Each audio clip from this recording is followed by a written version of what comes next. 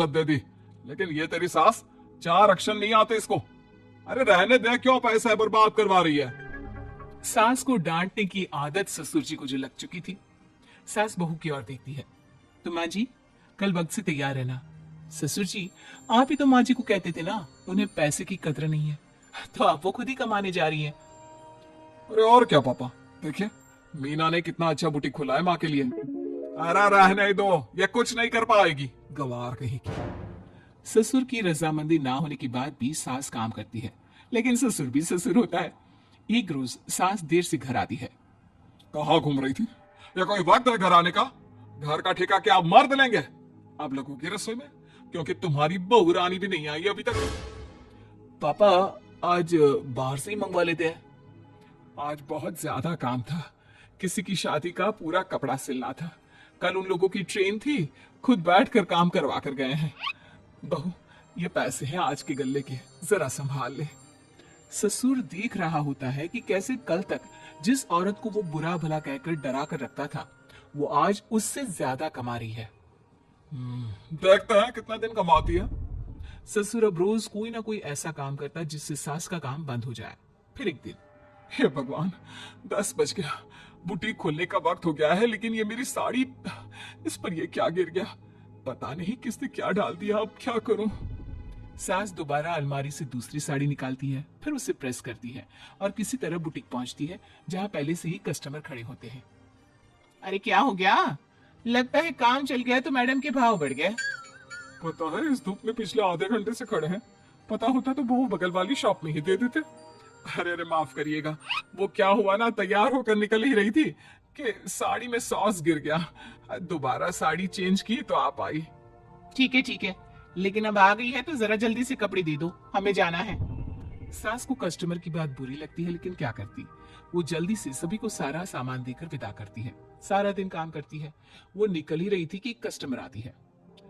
जी वो मेरी साड़ी है ना शादी की, उसका लहंगा बनवाना है। हाँ हाँ, क्यों नहीं, बनवा लो। शादी की साड़ी के साथ इमोशंस जुड़े होते हैं। बिल्कुल सही बोला आपने, परसों मेरी शादी की सालगिरह है, तो जरा बना देना। अरे नहीं नहीं, इतनी जल्दी कहाँ तैयार होता है शादी का लहंगा? कम से कम 4 दिन तो। देखिए, आप 2 दिनों में जितना कमाती है ना, वो मैं आपको 1 दिन में दे दूंगी। बस मेरी ये शादी की साड़ी का लहंगा बना दीजिए। सास को भी अब पैसे की लालच आ जाती है। वो सोचती है कि वैसे भी कोई अर्जेंट काम नहीं है, तो वो मैनेज कर लेगी। अब ठीक है, नाप दे दीजिए। औरत नाप देकर वहां से चली जाती है। सास सोचती है कि घर जाकर रात में काम करेगी। ये सोचकर वो उस औरत की शादी की साड़ी घर ले आती है। वाह, अब काम घर पर भी ले आ रही हो। हाँ, लेकिन घबराइए नहीं, घर के काम में कोई असर नहीं होगा। सास घर का काम करती है, बहू के साथ खाना बनाती है, खिलाती है, और फिर क्या बात है सासू माँ, बड़ी जल्दी जल्दी काम कर रही हैं आप। सास बहू को सारी बात बताती है। क्यों माँ जी, इतनी भी क्या मेहनत करना? अरे बात सिर्फ पैसे की नहीं है, बल्कि उस बेचारी औरत के इमोशंस की भी थी। ये उसकी शादी की साड़ी है ना। ससुर पास खड़ा सब सुन रहा था। अब देखो, बहुत काम करने का शौक है ना, कैसे भरे बाजार तुम्हारी दुकान खुद तुम बंद करोगी। जब सास पूरी रात काम करके सुबह लेटती है, मौका देखकर ससुर कैंची से साड़ी को काट देता है। अगली सुबह, चलो कल आधा लहंगा सिला था, आज पूरा करके शाम को ही उसे उसका लहंगा सौंप दूंगी। लेकिन ये क्या, सास जैसे ही लहंगा उठाती है, लहंगा तो फटा होता है। वहीं ससुर छुपकर सास को देख रहा था। हाय रे, ये किसने किया? ससुर छुपकर हंस रहा था। बहू देख लेती है और ससुर के पास जाती है। पिताजी, आपसे ऐसी छोटी हरकत की उम्मीद नहीं थी। आप खुद ही दुकान बंद करेगी। ससुर वहां से चला जाता है। सास भी वहां आ जाती है।